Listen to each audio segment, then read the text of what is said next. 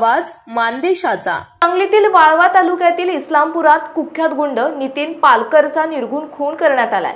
गुरुवारी भर दिवसा नितीन पालकरवर धारदार हत्याराने हल्ला चढवण्यात आलाय। नितीन पालकर हा इस्लामपूरमधील कुख्यात गुंड आहे। त्याच्यावर यापूर्वी खुनाचा प्रयत्न, खंडणी, मारामारी इत्यादी गंभीर स्वरूपाचे गुन्हे दाखल होते।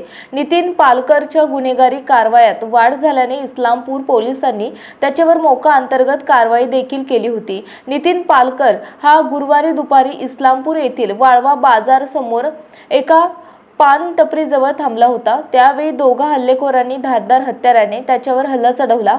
नितीन पालकरचा खून नेमका कोणत्या कारणातून झाला हे समजू शकलं नाही। आपल्या जिल्ह्यातील तालुक्यातील लेटेस्ट बातम्या पाहण्यासाठी आजच मान चौफेर न्यूज चॅनलला YouTube वर सबस्क्राइब करा आणि बेल आयकॉन प्रेस करा।